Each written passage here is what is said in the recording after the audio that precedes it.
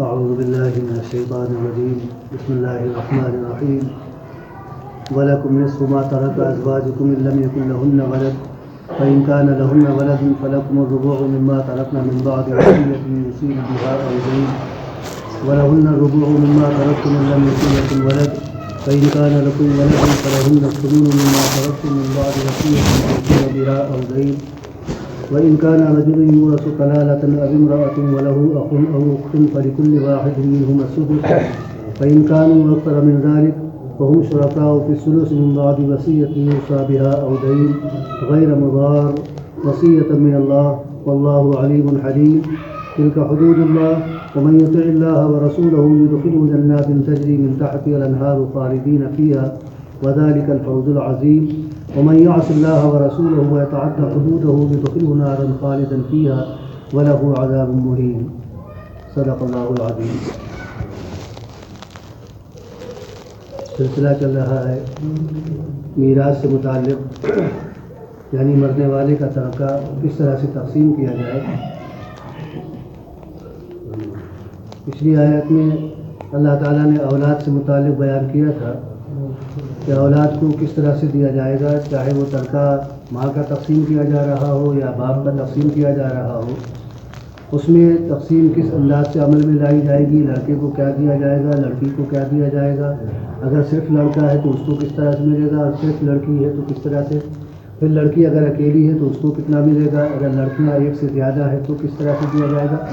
یہ پچھلی آیات میں اللہ تعالیٰ نے بیان کیا تھا. اسی کے ساتھ والدین کو کتنا ملے گا اور کس صورت میں کیا ان کا حق بنتا ہے، یہ تمام چیزیں بیان کی گئی تھیں. ابھی جو آیت آپ کے سامنے پڑھی ہے اس میں اللہ تعالیٰ نے میاں اور بیوی کے درمیان جو تقسیم ہوتی ہے، یعنی شوہر کا انتقال ہوا تو بیوی کو کس اعتبار سے دیا جائے گا، بیوی کا انتقال ہوتا ہے تو اس کو شوہر کو کتنا ملے گا، کیا ملے گا اور کن کن صورتوں میں ملے گا، اس کا ذکر کیا گیا ہے. اور پھر آخر میں یہ مکمل کرنے کے بعد میراث جو اس کے واقعی حقدار ہیں، خصوصی حقدار ہیں، ان کا ذکر کرنے کے بعد اللہ تعالیٰ نے تنبیہ بھی کر دی کہ دیکھو یہ اللہ تعالیٰ کی طرف سے مقرر کیا ہوا قانون ہے، اس میں کسی قسم کی تبدیلی اور اس کی خلاف ورزی نہیں ہونی چاہیے، ورنہ پھر اللہ تعالیٰ اس کی سخت سزا دینے والا ہے. چنانچہ فرمایا کہ وَلَكُمْ نِصْفُ مَا تَرَكَ أَزْوَاجُكُمْ إِن لَّمْ يَكُن لَّهُنَّ وَلَدٌ. تم مردوں کے لیے جو کچھ تمہاری بیویوں نے چھوڑا ہے اس میں آدھا تمہارا ہے، تم کو آدھا دیا جانا چاہیے. إِن لَّمْ يَكُن لَّهُنَّ وَلَدٌ، لیکن شرط یہ ہے کہ مرنے والی کی کوئی اولاد نہ ہو. اگر وہ لاولد ہے، اب یہ لاولد اس اعتبار سے بھی کہ یہی شوہر تھا، اس کا کوئی بچہ نہیں ہوا، یا اس کی پہلے شادی کہیں ہو چکی تھی، وہ مطلقہ یا بیوہ تھی اور اس نے اب دوسری شادی کی تھی، یہ دوسرا شوہر ہے اس کا،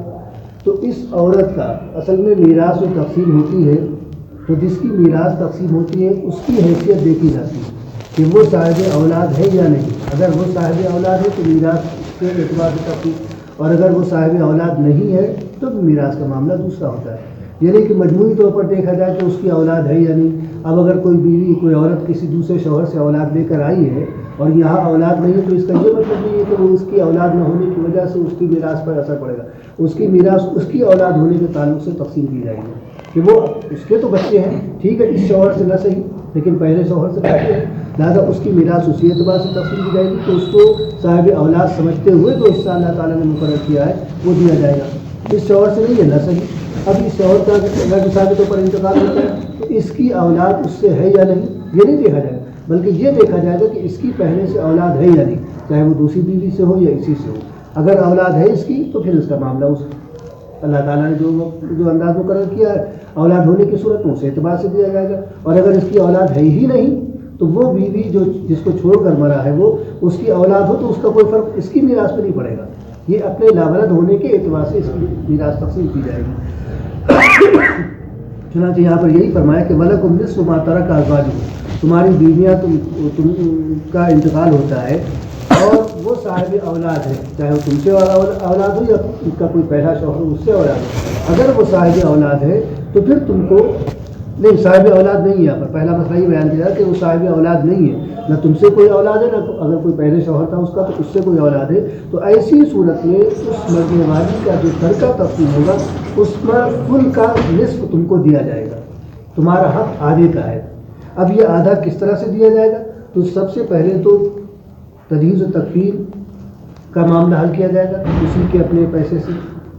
اب وہ اپنی جگہ پر کہ کوئی خود اپنے پیسوں سے کر دے وہ اپنا معاملہ، لیکن اصل معاملہ اسی کے پیسوں میں سے ہونا چاہیے کہ اس کے پیسوں میں سے سب سے پہلے اس کی تجہیز و تکفین کا معاملہ حل کیا جائے گا. پھر اس کے بعد یہ دیکھا جائے گا، یہ بات پہلے بھی گزر چکی ہے، پھر اس کے بعد یہ دیکھا جائے گا کہ اس کا کوئی قرض تو نہیں ہے. اگر قرض ہے تو پہلے قرض کی ادائیگی کی جائے گی. اگر قرض میں سارا مال خرچ ہو جاتا ہے، کچھ نہیں بچتا، تو کسی کو کچھ نہیں ملے گا، نہ شوہر کو ملے گا، نہ بیوی، نہ بچوں کو ملے گا، نہ لڑکی کو، نہ لڑکے کو، نہ ماں باپ کو، کسی کو کچھ نہیں ملے گا، کیونکہ قرض کی ادائیگی اولین ہے. لہٰذا پہلے اس کو ادا کیا جائے. قرض کی ادائیگی کے بعد پھر یہ دیکھا جائے گا کہ مرنے والی نے یا مرنے والے نے کوئی وصیت تو نہیں کی ہے. اگر اس کی وصیت ہے اور خلاف شرع نہیں ہے وصیت، تو اس وصیت کا نفاذ کیا جائے گا، وہ وصیت پوری کی جائے گی. لیکن وصیت کو پورا کرنے کے سلسلے میں 1/3 تک وصیت ہے، 1/3 تک وصیت پوری کی جائے گی. اس سے زیادہ کی بھی اگر ہے تو اس کو باطل سمجھا جائے گا، اس پر عمل نہیں کیا جائے گا، الا یہ کہ وارثین راضی ہو جائے کہ نہیں ٹھیک ہے بھائی، جو باپ نے یا ماں نے جو بھی ہے اس نے جو وصیت کی تھی ہم سب تیار ہیں اور کسی کو کوئی اعتراض ہو ان کی وصیت پوری کر دی جائے تب تو ٹھیک، ورنہ بغیر کسی کی یعنی کسی وارث کی اجازت کے وصیت کو 1/3 سے زیادہ نہیں بڑھایا جا سکتا. 2/3 مخصوص رہیں گے اپنے یعنی ورثہ میں تقسیم کیا جائے گا ان کو. لہٰذا یہاں پر اسی چیز کو پیش نظر رکھتے ہوئے کہ مرنے والی نے جو کچھ بھی چھوڑا ہے اس کا نصف اس وقت دیا جائے گا جب تک اس کی تجہیز و تکفین کا معاملہ حل ہو جائے، اور اگر اس کا کوئی قرض ہے تو وہ قرض ادا کر دیا جائے، اور اگر کوئی وصیت ہے تو وصیت نہیں ہے تو ٹھیک ہے، قرض کی ادائیگی کے بعد جو کچھ بچتا ہے وہ نقد کی صورت میں ہو، روپے پیسے کی شکل میں ہو، سونے چاندی کی شکل میں ہو، زیور کی شکل میں ہو، زمین اور کھیت اور باغات کی شکل میں ہو، یا اسی طرح سے مکان وغیرہ کسی بھی انداز میں ہو،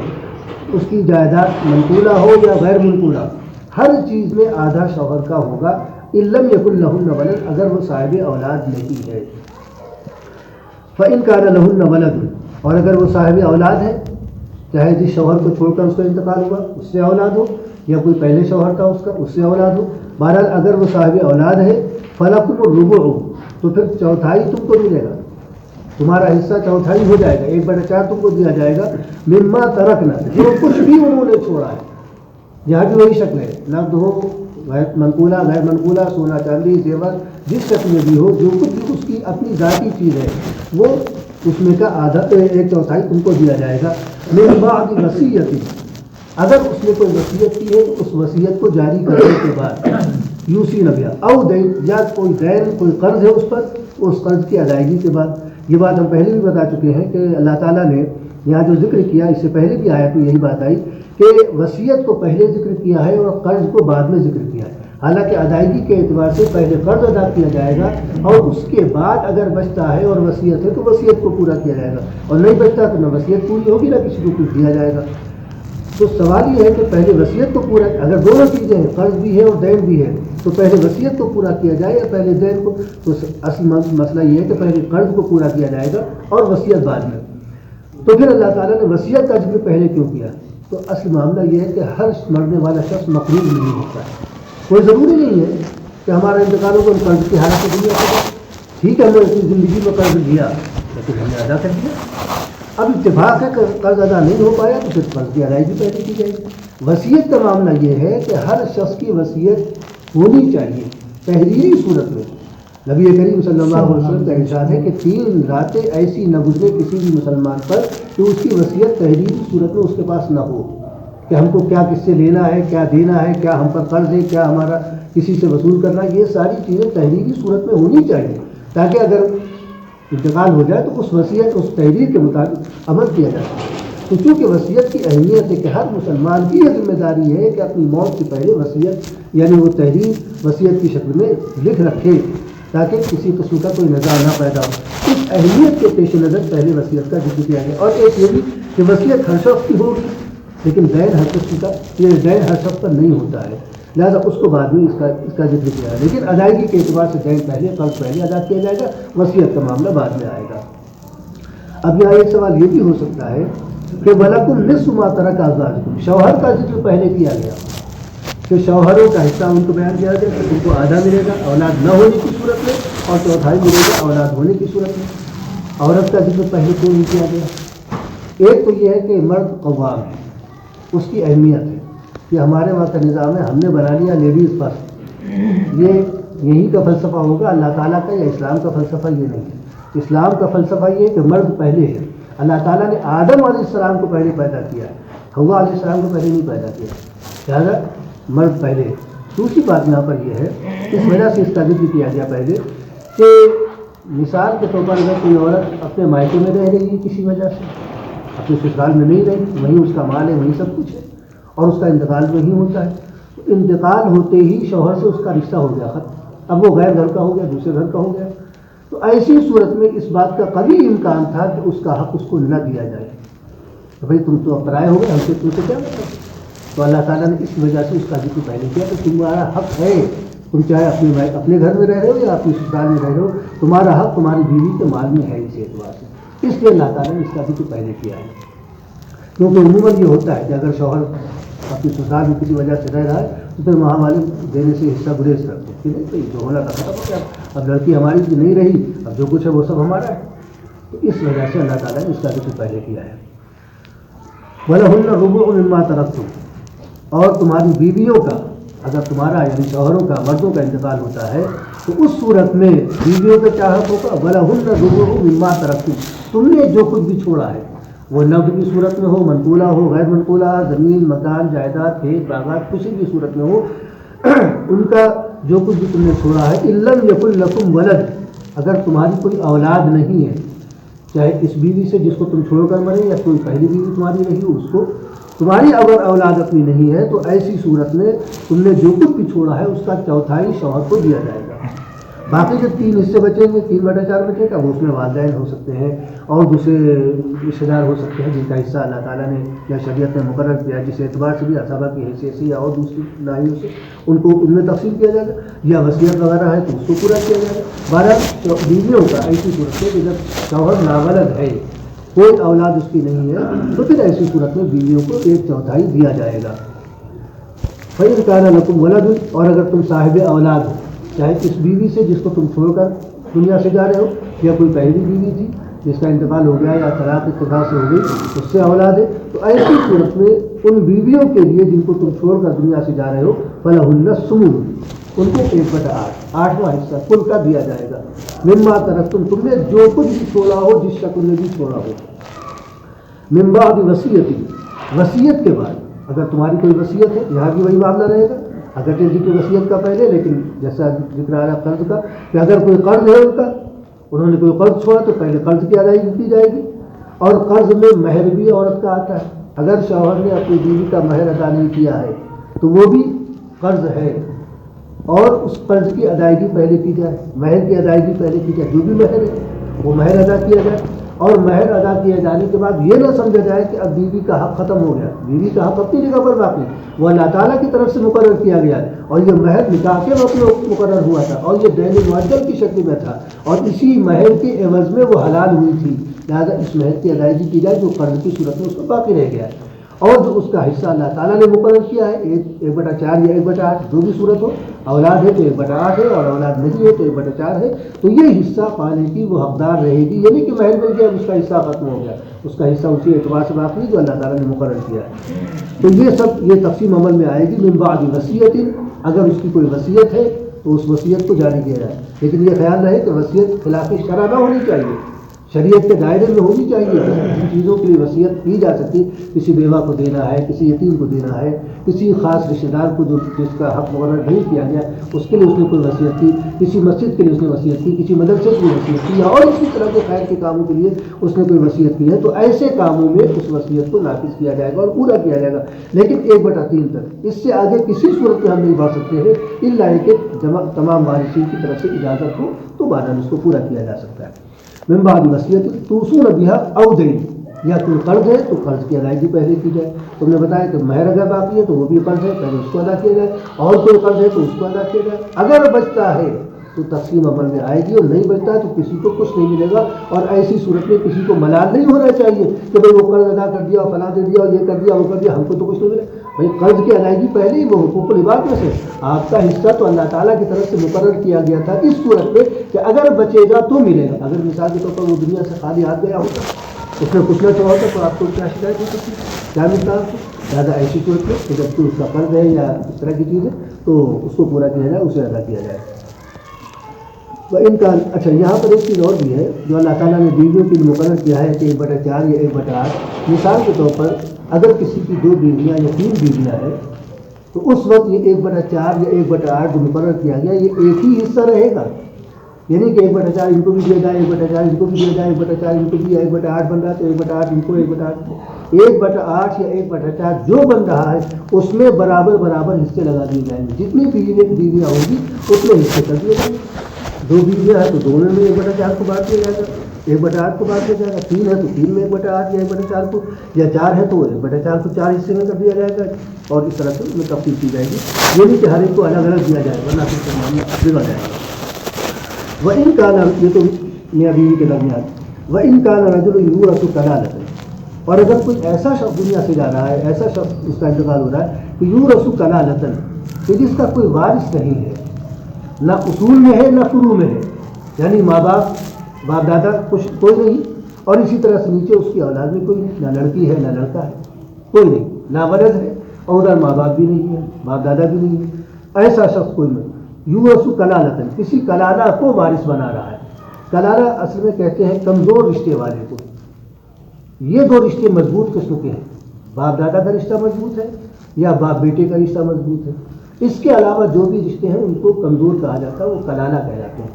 اسی کے ساتھ اس انسان کو بھی کلالہ کہا جانے لگا جو کسی کو چھوڑ کر نہ مرا ہو, یعنی کوئی اصول نہیں ہے, کوئی اس کا فروع نہیں, کوئی اولاد نہیں ہے, ماں باپ وغیرہ نہیں, تو وہ مرد کلالہ ہو گیا یا وہ عورت کلالہ ہو گئی. اسی طرح سے وہ مال بھی کلالہ کہلایا جانے لگا جس کے مضبوط دعوے دار نہ ہو, نہ ماں باپ ہے مضبوط دعوے دار, نہ اولاد دعوے دار مضبوط ہے, تو اس مال کو بھی کلالہ کہا جانے لگا. بہرحال اگر کوئی ایسا شخص کہ جو اپنے ماں باپ بھی نہیں رکھتا, دنیا سے ماں باپ بھی اس کے جا چکے ہیں اور اس کی کوئی اولاد بھی نہیں ہے, ابھی امرأۃ, یا کوئی عورت اسی انداز کی کہ لا ولد ہے اور اس کے ماں باپ وغیرہ بھی نہیں ہے, وَلَهُ أَخٌ أَوْ أُخْتٌ, اور اس کا ایک بھائی یا ایک بہن ہے. لیکن یہ کون سا بھائی اور بہن؟ یہ اخیافی بھائی ہے, یعنی ماں شریک, باپ دوسرا ہے, ماں کی 2 رشتے ہوئے, ماں کی 2 شادیاں ہوئی, ایک شوہر سے اس کا کوئی بھائی یا اس کی بہن ہے, اور جب دوسری اس نے شادی کی تو اس کی اولاد ہے, اس سے کوئی اولاد نہیں. تو اس طرح سے کچھ شوہر سے دوسرے شوہر سے کوئی اولاد نہیں, پہلے شوہر سے اس کی اولاد ہے, تو وَلَهُ أَخٌ أَوْ أُخْتٌ, اس کا کوئی ماں شریک یا بھائی ہے یا بہن ہے, فَلِكُلِّ وَاحِدٍ مِّنْهُمَا السُّدُسُ, تو ان میں سے ہر ایک کو 1/6 دیا جائے گا. لیکن یہ ایک کے لیے ہے, ایک بھائی ہے تو 1/6, اور بھائی نہیں بلکہ بہن ہے تو 1/6 دیا جائے گا. اور اگر فَإِنْ كَانُوا أَكْثَرَ, اگر ایک سے زیادہ ہے, 2 ہیں, 2 بھائی ہیں یا ایک بھائی ایک بہن ہے یا 2 بہنیں ہیں یا 2 سے اور زیادہ ہیں, تو پھر فَإِنْ كَانُوا أَكْثَرَ مِنْ ذَلِكَ فَهُمْ شُرَكَاءُ فِي الثُّلُثِ, تو 1/3 میں سب کو برابر کیا جائے گا. یہاں لڑکی اور لڑکی کا کوئی فرق نہیں کیا جائے گا کہ لڑکی کو آدھا دیا جائے لڑکی کے مقابلے میں, لڑکی کو دوہرا دیا جائے اور لڑکی کو آدھا دیا جائے, جیسا کہ اوپر گزر چکا. لِلذَّكَرِ مِثْلُ حَظِّ الْأُنثَيَيْنِ, تو یہ سگی بہن بھائیوں کا معاملہ ہے اپنے ماں باپ کی میراث میں. لیکن یہاں پر جو معاملہ بیان کیا جا رہا ہے اخن اور اخت, کہ ایک بھائی یا ایک بہن ہے جو ماں شریک ہے, باپ میں شرکت نہیں ہے, باپ دوسرا ہے, ماں شریک بھائی یا بہن ہے, اگر ایک ہی ہے تو اس کو 1/6 دیں گے. اور ایک سے زیادہ ہے, 2 بھائی 2 بہنیں یا ایک بھائی ایک بہن, اس طرح سے ایک سے زیادہ ہو گئے, تو پھر 1/6 میں فَإِنْ كَانُوا أَكْثَرَ مِنْ ذَلِكَ فَهُمْ شُرَكَاءُ فِي الثُّلُثِ, تو 1/3 میں سب کو برابر دیا جائے گا. 2 روپے مثال کے طور پر آ رہے تو سب کو 2 روپے, 2 روپے لڑکی کو بھی 2 روپے لڑکے کو بھی, یہ نہیں کہ لڑکے کو 4 دے دیا جائے لڑکی کو 2 دیا جائے, یہاں آدھا اور اس طرح کا معاملہ نہیں کیا جائے گا. مِنْ بَعْدِ وَصِيَّةٍ, یہاں بھی یہی بات دیکھی جائے گی کہ اس کا کوئی قرض تو نہیں ہے, اگر قرض ہے تو پہلے قرض کی ادائیگی کی جائے گی, بچے گا تو ٹھیک, نہیں بچے گا تو کچھ نہیں ملے گا. اسی طرح سے قرض کی ادائیگی کے بعد اگر اس کی کوئی وصیت ہے تو وصیت کو بھی 1/3 میں جاری کیا جائے گا. اس کے بعد جو بچے گا اس میں اس طرح کی تقسیم. اب سوال یہ کہ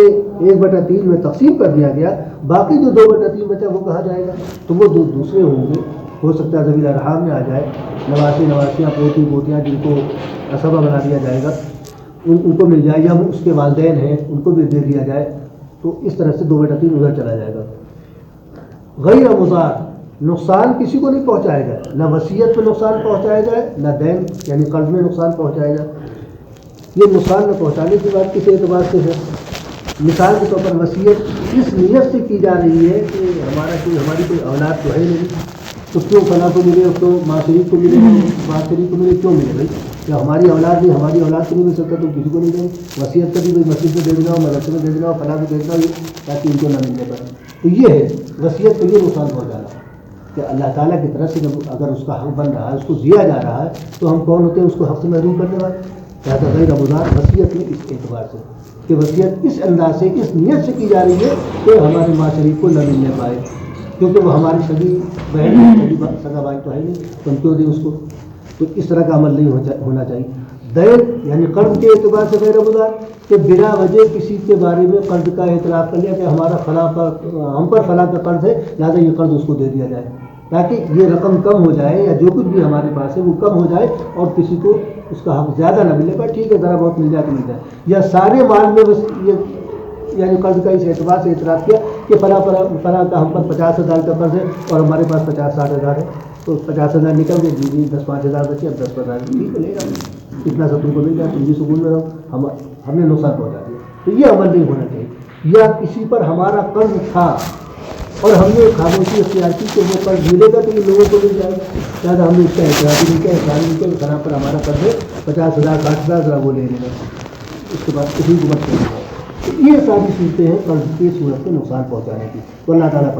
فرماتا ہے کہ کسی بھی موقع پر نقصان پہنچانے والی نیت نہ ہونی چاہیے، نہ وصیت کے سلسلے میں نقصان پہنچانے کی کہ دنیا سے تو جا رہے ہیں اور جاتے جاتے بھی یہ کام کیے جا رہے ہیں کہ نقصان پہنچایا جا رہا ہے۔ جن کو اللہ تعالیٰ دلانا چاہتا ہے ان کو نہ دے کر اللہ تعالیٰ کی نافرمانی اور نقصان پہنچانے کا عمل کر کے اپنی عاقبت کو خراب کر رہے ہیں۔ یا اسی طرح سے قرض کا معاملہ کہ قرض کسی پر ہے، ملے تو ان کو مل جائے گا، لیکن نہیں، ان کو کیوں ملے لہٰذا اس کا اقرار ہی نہیں کیا، یا بلا وجہ کسی کا قرض اپنے اوپر لازم کر دیا کہ ہمارا قرض ہم پر قرض ہے یہ ادا کر دے گا۔ تو اللہ تعالیٰ فرماتا ہے کہ خبردار اس طرح کی حرکت نہ ہونے پر وصیۃ من اللہ، یہ اللہ تعالیٰ کی طرف سے تم کو تاکید اور نصیحت کی جا رہی ہے کہ اس کی خلاف ورزی نہ ہونے پائے۔ یہ قانون اور یہ ضابطہ اللہ تعالیٰ نے بنایا ہے، اللہ تعالیٰ کے بنائے ہوئے کسی ضابطے کی خلاف ورزی نہیں ہونی چاہیے۔ واللہ علیم حلیم، اور اللہ تعالیٰ خوب جانتا ہے تم کس نیت سے کر رہے ہو، کیا کر رہے ہو۔ تم کسی کو فائدہ پہنچانے کی نیت سے ایسا کر رہے ہو، مثال کے طور پر وصیت کی، اب کسی کے بارے میں معلوم ہے کہ قریب کا رشتہ دار ہے، حق نہیں اس کا، اسلام نے حق نہیں مقرر کیا، وہ بیچارہ مجبور ہے، بہت ہی کمزور ہے معاشی اعتبار سے اور اس کے دال روٹی کے بھی لالے لگے ہوئے، اب اس کے لیے وصیت کر دی تو نیت کیا ہے کہ اس کو کچھ فائدہ پہنچ جائے، یہ تو نہیں مل سکتا براہ راست، لیکن وصیت کی صورت میں اس کو کچھ مل جائے گا، اس کا فائدہ ہوگا۔ ایک یہ نیت ہے کہ ہم وصیت اس لیے کریں کہ فلاں کو نہ ملنے پائے، تو دونوں میں زمین آسمان کا فرق ہو گیا۔ لہٰذا غیر مضار وصیت من اللہ، تمہاری نیت کیا ہے جو اللہ تعالیٰ جانتا ہے، واللہ علیم، اللہ تعالیٰ تمہارے دلوں کے حال سے واقف ہے، اور کیوں نہ واقف ہو، وَلَقَدْ خَلَقْنَا الْإِنسَانَ وَنَعْلَمُ مَا تُوَسْوِسُ بِهِ نَفْسُهُ وَنَحْنُ أَقْرَبُ إِلَيْهِ مِنْ حَبْلِ الْوَرِيدِ، ہم نے انسان کو پیدا کیا ہے اور انسان کے دل میں جو وسوسہ بھی پیدا ہوتا ہے، جو خیال بھی پیدا ہوتا ہے، ابھی اس کی زبان تک نہیں آیا، ابھی ہم نے کسی سے کہا بھی نہیں، اور اللہ تعالیٰ کو اس کی خبر ہوگی کہ تمہارے دل میں یہ خیال پیدا ہوگا۔ تو جو پروردگار اس وسوسے تک کو جانتا ہے، کیا وہ ہماری نیت سے واقف نہیں ہوگا؟ اللہ علیم بذات الصدور، اللہ تعالیٰ کے دلوں کے حال سے واقف ہے، اور کیوں؟ وَنَحْنُ أَقْرَبُ إِلَيْهِ مِنْ حَبْلِ الْوَرِيدِ، ہم تو انسان کی شہرت سے بھی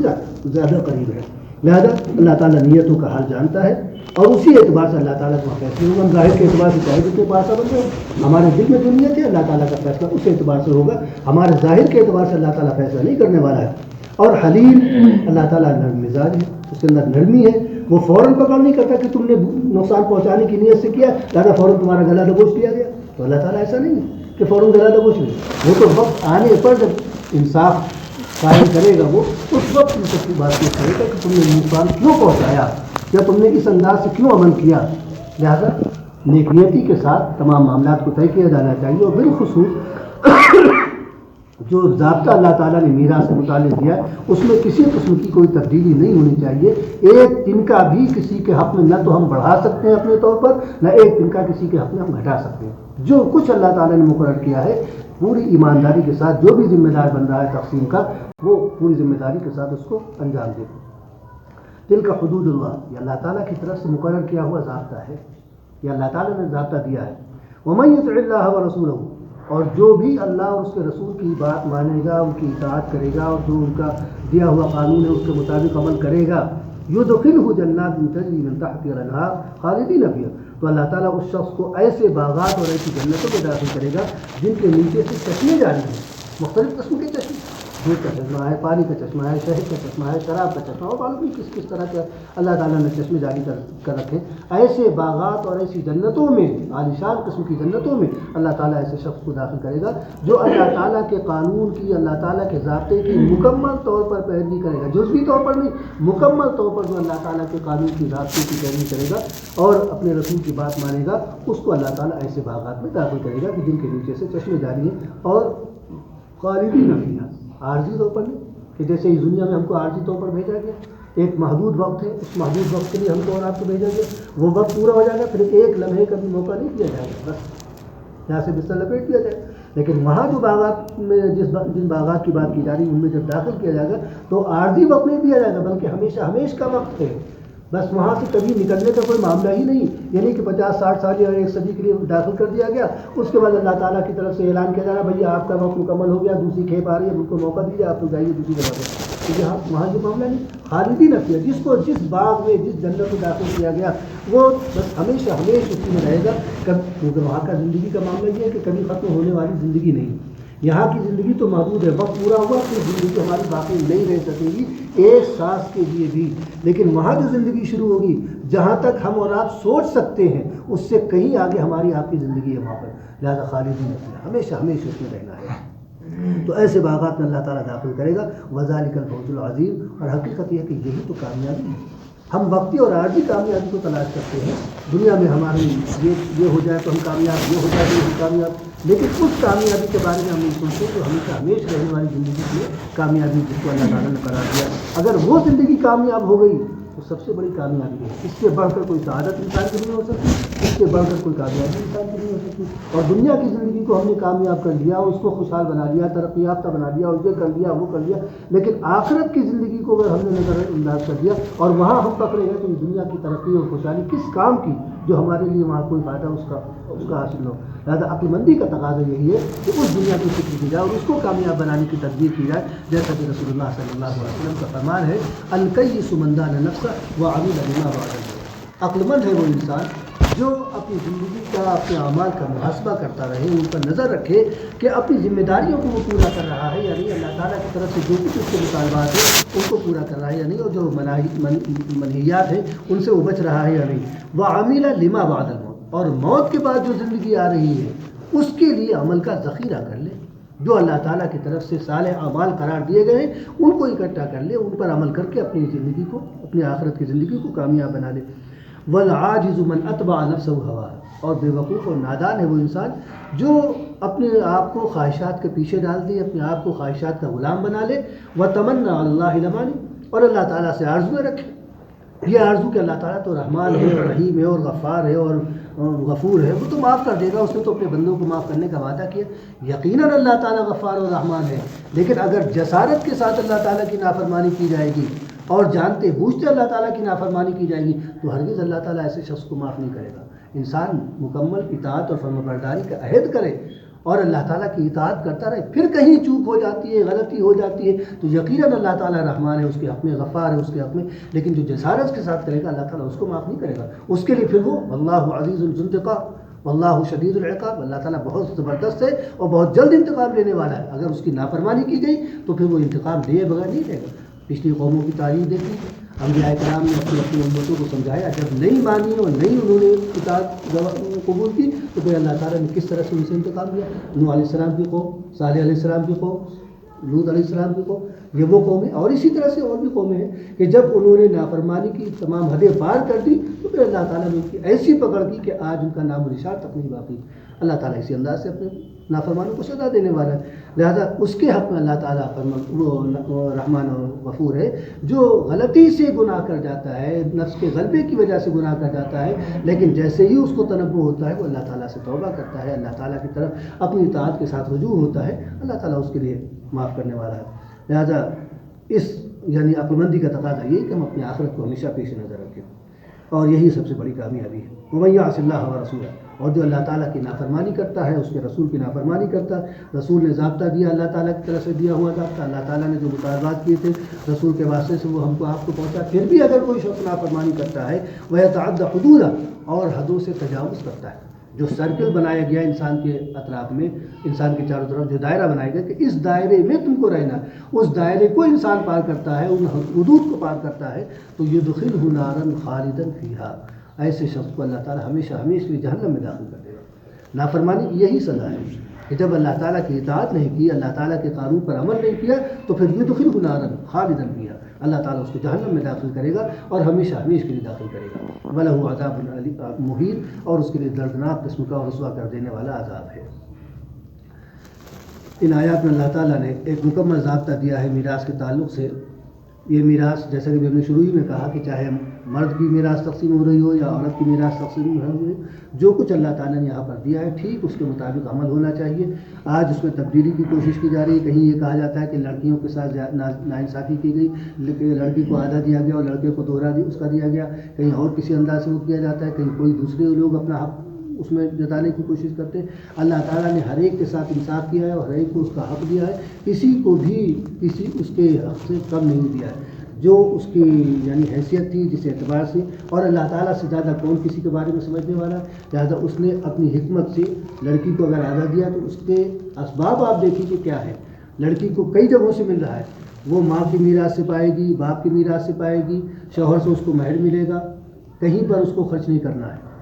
اور اسی طرح سے خدا نخواستہ شوہر کا انتقال ہوتا ہے تو اس کی میراث سے اس کو ملے گا، اس کے بیٹے کا اگر خدا نخواستہ اس کے سامنے انتقال ہوتا ہے تو اس کی میراث ملے گا، ہر جگہ اس کو مل رہا ہے لیکن 1 روپیہ اس کو خرچ نہیں کرنا پڑ رہا ہے۔ لیکن مرد کو اگر دیا گیا زیادہ تو مرد کو ہر موقع پر خرچ کرنا پڑ رہا ہے، اس کو بیوی شادی بیاہ اپنے کرنا ہے، بیوی کو مہر دینا ہے، بیوی کے اخراجات اٹھانا ہے، بچے ہوں گے ان کی تربیت اور ان کی ضرورتیں ہیں، اسی طرح سے مہمان آ رہے ہیں یہ آ رہے ہیں، یہ سارے اخراجات مرد کے ذمے، عورت کے ذمے کوئی خرچ نہیں۔ لہٰذا اس اعتبار سے دیکھا جائے تو عورت کو جو بھی دیا گیا وہ مرد سے کہیں زیادہ دے دیا گیا، لیکن اس کے باوجود یہ کہا جاتا ہے، اسلام کا طنز کیا جاتا ہے، اس پر انگلی اٹھائی جاتی کہ عورت کے ساتھ اسلام نے ناانصافی کی۔ قطعی طور پر اسلام نے ناانصافی نہیں کی ہے، یہ اپنے دلوں سے اگر کسی کے دل میں یہ بات ہے کہ ہاں واقعی ایسا کچھ محسوس ہوتا ہے تو ہرگز اس طرح کا معاملہ نہیں ہونا چاہیے، اپنے دلوں سے یہ بات نکال دیجیے کہ اسلام نے کسی کے ساتھ ناانصافی کی ہے، اسلام نے کسی کے ساتھ ناانصافی نہیں کی، نہ کسی مرد کے ساتھ، نہ کسی عورت کے ساتھ، نہ کسی بوڑھے کے ساتھ، نہ کسی جوان کے ساتھ، ہر ایک کے ساتھ اس نے انصاف سے کام لیا اور بھرپور طریقے پر اس کو اس کا حق دلایا ہے۔